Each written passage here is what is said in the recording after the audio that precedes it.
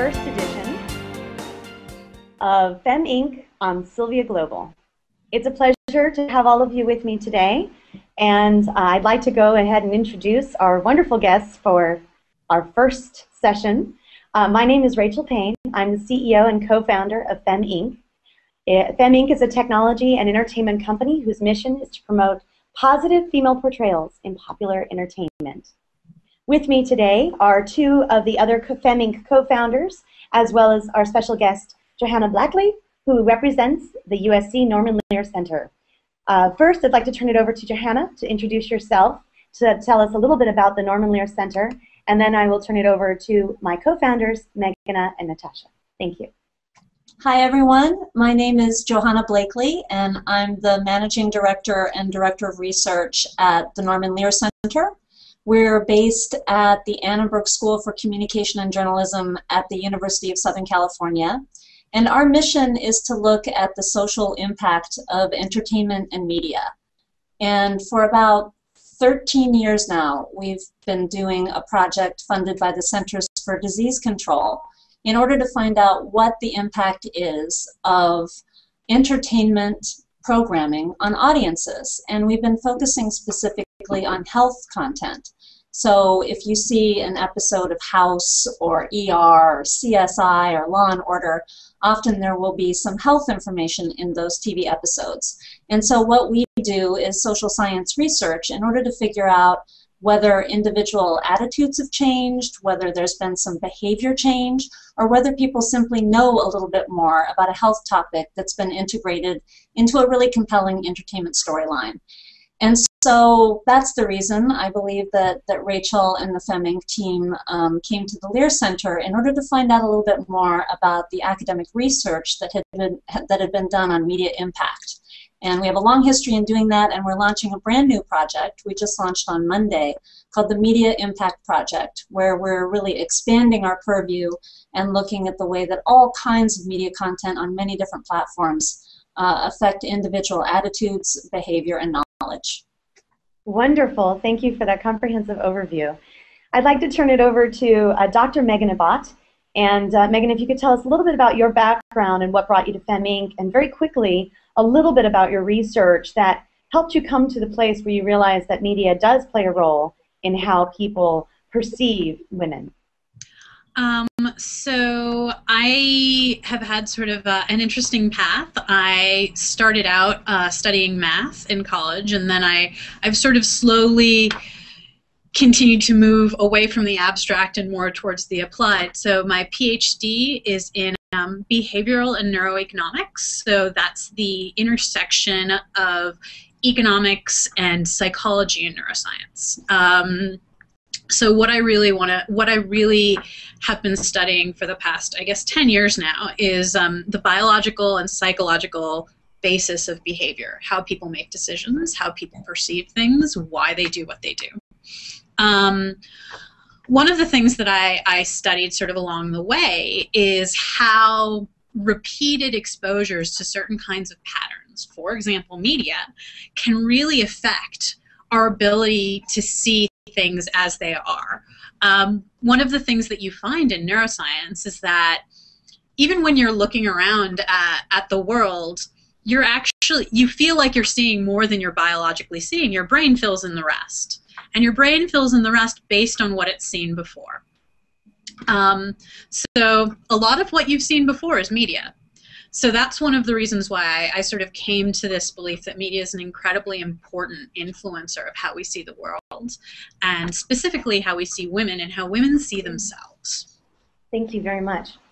And Natasha, if you could tell us a little bit about your background and specifically what it has been like to be a computer scientist and a female, and what you think the opportunity is in the realm of media and entertainment.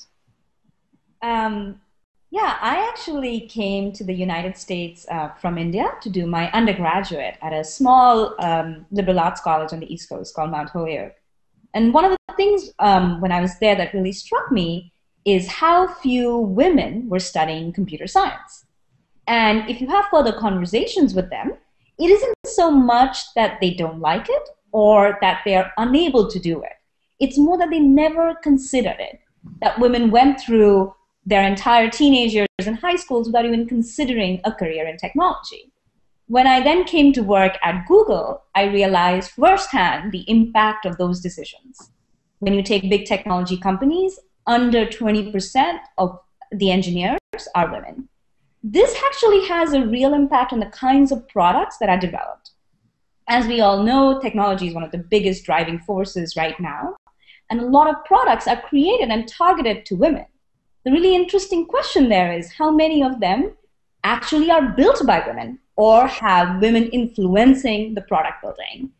That is something that during my time at Google really, really struck me, and I realized how important and essential it is that products whose primary usage is by women really must have women as decision makers and influencers and engineers in the building of that product. That's kind of how I came to it.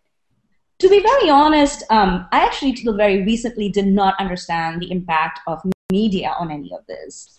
My approach to getting more young girls into science was through mentoring or science workshops or computer science workshops, just to get them the exposure to technology.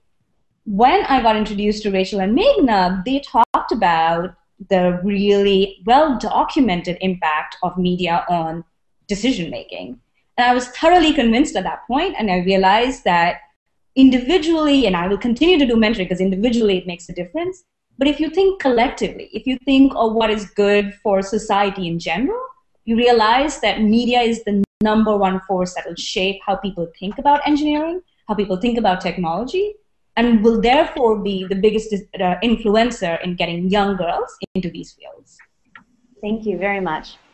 So Johanna, we recall a time not too long ago when we were discussing potential research with you, and we wanted to understand what's the one area where we think we could help describe these impacts in a specific way that would help explain not only the kind of research that you do, but the opportunity that FEM Inc. is trying to pioneer as well. And you suggested that we pursue a report that focuses on the role of media in shaping perceptions of science and technology for girls and women. And I'd like to hear a little bit more about your perspective on why that is an important area for us to focus on and some of the work that you've been doing in that field. Well, as I mentioned, we've done a lot of media impact research, looking at how individuals are affected by portrayals in entertainment media on television. I think people believe that if media has an impact on people's direct behavior, it's usually because it's news programming, it's fact-based programming, where you're being informed about the world and therefore you make some changes in your life, and of course that's at play. But I think what people are less comfortable with and less willing to acknowledge is that the stories and the representations and the images that surround us play a very powerful rhetorical role in our lives, sort of telling us about what the norms are, what standards are for perception, what's funny, what's sexy, what's cute. And one of the big problems that we've seen in the field of STEM and getting women interested in careers in this area is that it's cultural attitudes towards women in STEM that seem to be the big stumbling block. I totally agree with Natasha that mentoring programs work very well on an individual level, and particularly with women. A lot of studies have shown that women respond very well to a mentoring relationship. But if you're trying to solve a problem at scale, really one of the best ways to do that is to look at media, and to look at mass media in particular, and to see what sorts of cultural roadblocks might be in the way to people adopting these practices and these different behaviors. And so whenever people are asking me about how it is that you can harness the power of media for some sort of social good, I always tell them the first thing you need to do is research. You need to find out what the state of the situation truly is at this moment. And thankfully, we have this history of what we call entertainment education research, where we look at just how effective educational messages within entertainment programming are, how effective they are. But in order to do that well, you also have to sort of take some sort of account of what's out there in the media environment. You also have to do a study in order to figure out what the content really says right now. And that kind of work is, to some extent, what we talked about in the white paper that you mentioned, but there's so much more work to be done. And I think FEM Inc. can play a really wonderful moving role in that situation. Thank you very much. And over to Meghana. Could you describe a little bit about the research that you did in identifying some of these stereotypical portrayals and, importantly, some of the findings around how these can be countered with positive messaging and imagery? So one of the things that has been studied a lot in the field of social psychology is a thing called stereotype threat. Basically, it's a fairly robust thing where if you show people images or give them messages or any sort of prompt that makes them think about a stereotype about themselves, you can affect their behavior. One of the paradigms that they've looked at this most in is actually women with regard to science and math. So if you remind women of their female identity, they will actually do measurably worse on a math test. So one of the things that they've looked at in terms of ways to combat this is to give women examples of women who are in science or women who are leaders and see how that then can ameliorate the stereotype of threat effect. So there have been a number of studies that have shown that if you give women examples of fictional or factual women who are successful in a particular area, you can decrease the stereotype effect on their subsequent behavior. These are sort of different than the kinds of research that Johanna's mentioned. She's been talking about really sort of studies in the wild, and these are much more laboratory based, where you give people a stimulus and then you give them a test or a task and you see how they do. So that's one of the things that has been found over and over again, is that if you give people sort of examples that, yes, women can do this, they do better. So you mentioned fictional or factual. Yeah. A lot of these are just descriptions of hypothetical people. Some of them are just pictures. One of actually and a lot of them are not terribly explicit. One of the best studies, or my favorite studies that I saw, was actually just on textbook images. So they gave both female and male junior high students a chemistry lesson, and the illustration, the photo of the person doing an experiment, was either a male or a female, and they saw how that affected the student's ability to learn the content of that lesson. And girls, in fact, did learn the lesson better when the picture was of a girl. That's fascinating. Mm-hmm. And that's just a picture. That's just a picture. May I pose a question to all the panelists? What is the state of media and entertainment today in terms of how women are being represented in popular entertainment? And would you say that these images or portrayals are supporting more women going into science and technology careers, or would you say it's not helping? Well, I guess research that's sort of recently been done by the Gina Davis Institute has actually really delved into this question of whether and how women are portrayed in scientific jobs. And they found that not only were women vastly outnumbered by men in family films, primetime television, and children's entertainment, but these ratios were worse in family films than primetime film. And also, if you looked at the breakdown of what kind of science they did, women were much more likely to be in the biological or medical sciences. They were almost never portrayed in for example, engineering. And that actually does mirror reality. Huh? How does that compare with reality? So that actually does mirror current reality. women's entry into the biological sciences is much higher than it is into the so-called hard sciences, like physics, engineering, chemistry. However, there's even in the biological sciences, there's a major problem in having these women undergraduates are not necessarily turning into graduate students, and the graduate students are definitely not turning into professors at the same rate as the male students. Mm-hmm. So, turning to the question of how do we get more representation of women in popular entertainment, or another way to ask that would be, how might we help promote those images that do exist that we think are doing a good job? Natasha, what do you think? Oh, I actually wanted to make a comment on something that Meghana said. Oh, please, go ahead. And it's more that, I think it's a representation of reality, but if you watch TV, you will feel like there are no women engineers. That's true. They exist. And so I think it's like when we say reality representation, they are right in an overarching scheme. Like, there are more women in biology than there are in physics, but there are female physicists. So if you are a young girl and you like physics, you may be in a minority, but you won't be alone. And I think that makes a profound difference for a lot of women, and in college especially, saying, I don't mind being in a minority, but I don't want to be the only woman in a classroom. And that change, that representation really reinforces that if you pick this, you are by yourself.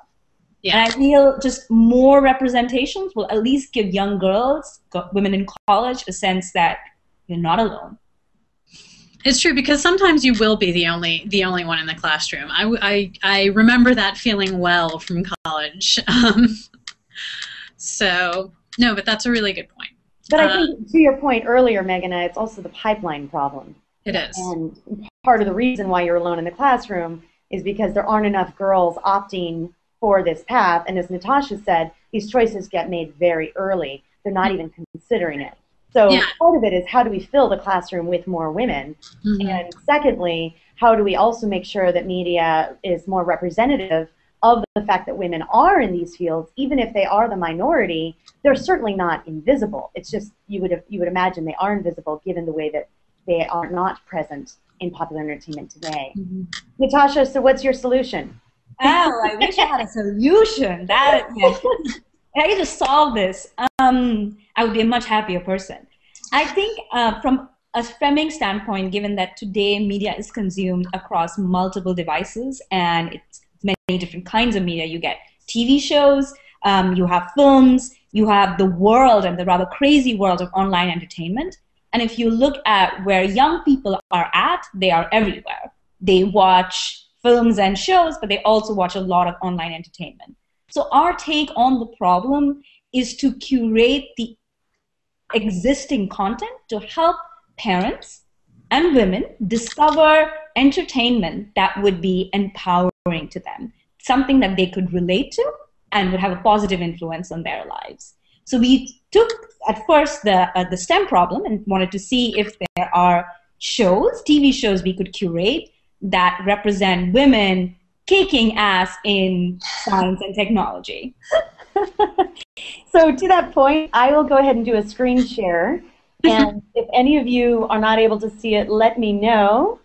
So let me just do this really quickly. Are you able to see my screen yet? No, I just see your face. Oh, okay. Hold on 1 second. Well, till then, I wanted Meghana to talk a little bit about some of her favorite characters from there. And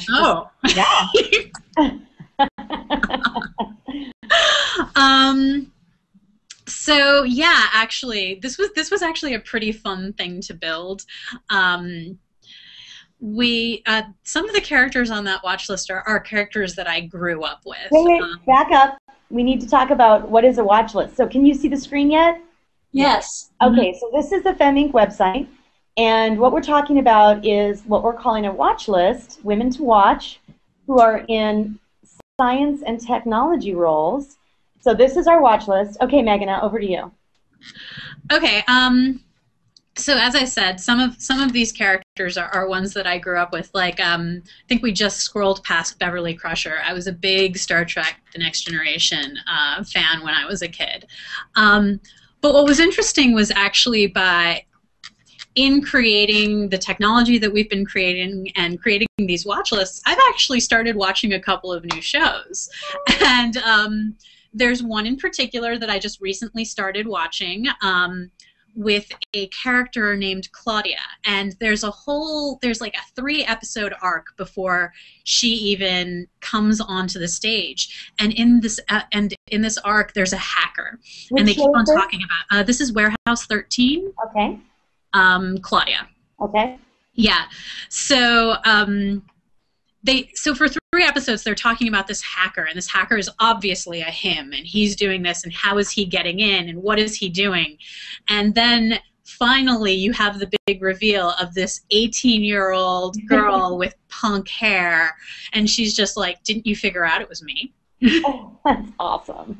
Yeah. Yeah, I think more characters like this certainly make being not just a hacker but also an engineer vastly more interesting and appealing. I guess partly because there's still the role for the individual, but also it's much more relevant, I would think. Mm-hmm. And actually, one of the studies we came across when we were putting together the white paper said that it's not just the fact that you're showing women or not showing women, but women are quite sensitive to the social imagery we have around scientists, especially the imagery that sort of says that scientists are inherently kind of awkward and socially inept. So there was one study they had where they had female college students who were not science majors interact with a supposed science major who was either male or female, and either kind of stereotypical in the sense of wearing like a geeky t-shirt and having glasses and having kind of, looking like they play role-playing games, and somebody who is sort of more normal and who, whose favorite magazine was Rolling Stone, and who, wore Abercrombie and Fitch and generally looked like a normal college student. And they found that regardless of the gender of the person that they interacted with, after interacting with a science student who looked more quote-unquote normal, they reported greater confidence in their ability to take and succeed at a computer science course. Fascinating.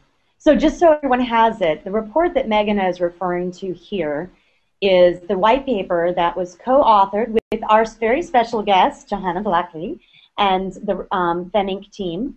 And it's available on our website, of course, for free. And there are a number of instances where recommendations are provided for how to make this a more positive influence for girls and women. So thank you for that overview. And again, you can find that at feminc.com/women in STEM. Or you can go to the Scientists and Techies watch list on feminc.com as well.